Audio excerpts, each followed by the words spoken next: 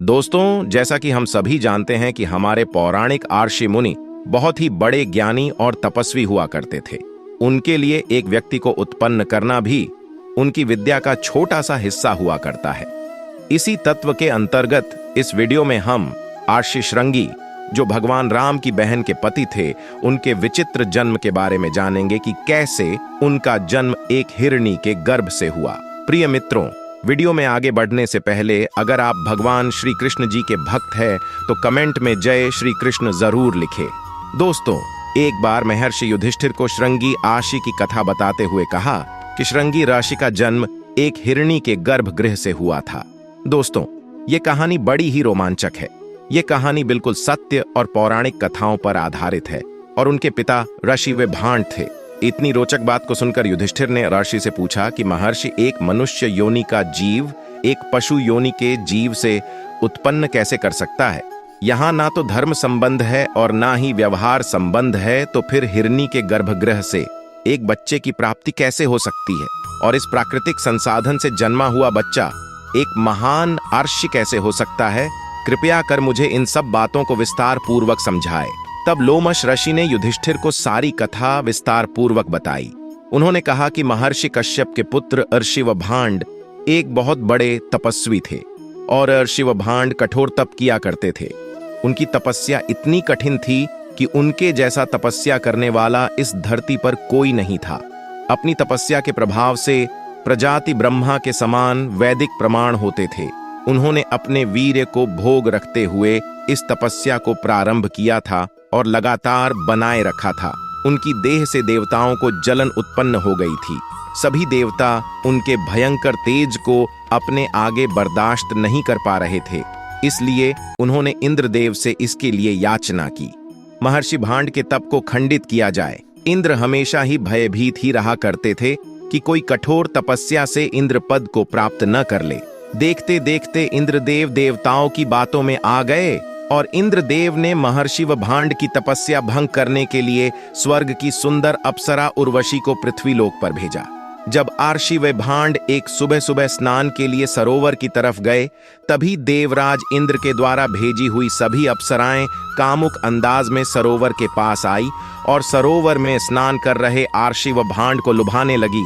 धीरे धीरे आर्षि व भांड में तीव्र काम वासना जाग उठी, जिसके कारण उनका वीर्यपात पानी के अंदर हो गया। पानी के अंदर वीर्य गिर जाने के कारण आर्षि व भांड की वर्षों की तपस्या भंग हो गई। आर्षि का वीर्यपात होते ही उर्वशी तत्काल स्वर्ग लोक में चली गई। उसके बाद दोस्तों, आर्षि व भांड को बड़ा पश्चाताप हुए। आर्षि व भांड अपने आश्रम में चले गए।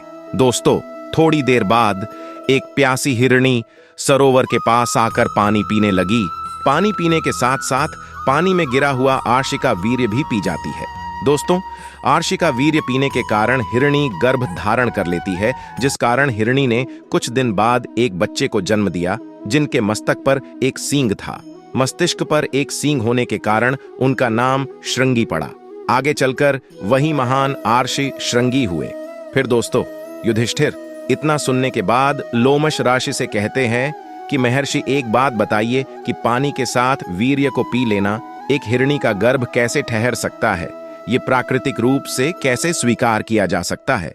तब महर्षि लोमश बताते हैं, वह हिरणी कोई मामूली हिरणी नहीं थी, बल्कि अपने पूर्व जन्म में एक देवकन्या थी।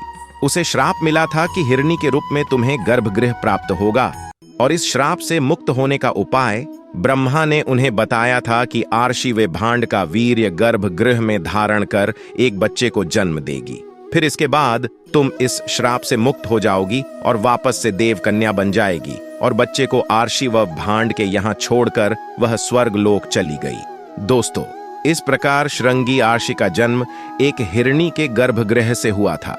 दोस्तों, लोग कहते हैं कि भगवान राम की बहन ऋषि श्रृंगी की पत्नी थी। ऐसा कैसे हो सकता है? चलो इसे भी जान लेते हैं। रामायण के सारे चरित्रों के बारे में लगभग सभी लोग जानते हैं। सबको पता है कि भगवान राम के 3 भाई थे, लक्ष्मण, भरत और शत्रुघ्न। लेकिन बहुत कम लोग जानते होंगे कि भगवान राम की एक बहन भी थी, जिनका नाम शांता था। रामायण में भी शांता का बहुत कम जिक्र है। शांता इन चारों भाइयों की बड़ी बहन थी। शांता का जिक्र रामायण में भी है। वह राजा दशरथ और कौशल्या की बेटी थी, जिन्हें वर्षिणी और उनके पति रोमपद ने गोद लिया था। शांता आर्षि श्रृंग की पत्नी थी। शांता और अर्षि श्रृंग के वंशज सेंगर राजपूत हैं, जिन्हें एकमात्र अर्षि वंशी राजपूत कहा जाता है। शांता महाराजा दशरथ और कौशल्या की बेटी थी, जिन्हें अंगदेश के राजा रोमपद और कौशल्या की बड़ी बहन वर्षिणी ने गोद लिया गया था। वर्षिणी की कोई संतान नहीं थी।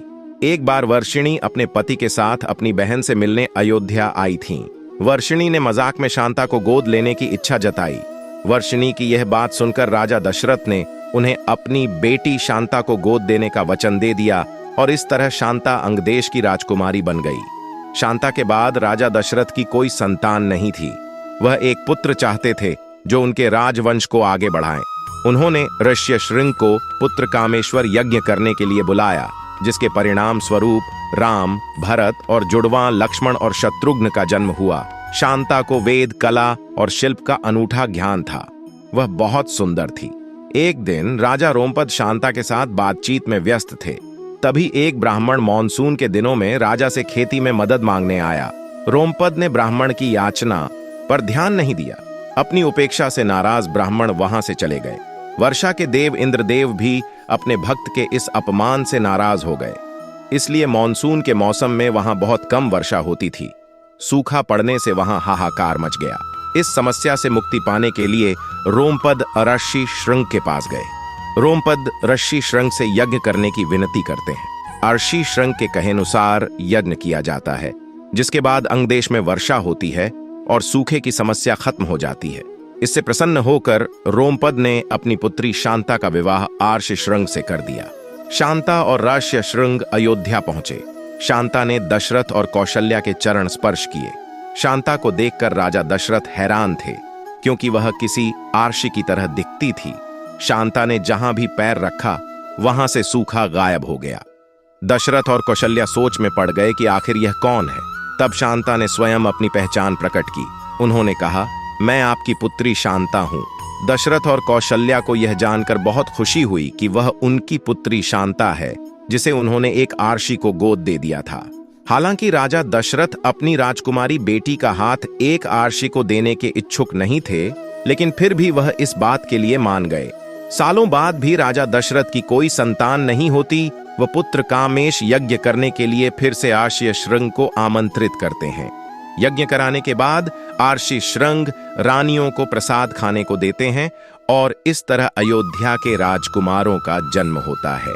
तो दोस्तों, वीडियो पसंद आई हो तो वीडियो को लाइक करें, शेयर करें और हमारे चैनल को सब्सक्राइब करें। बहुत बहुत धन्यवाद।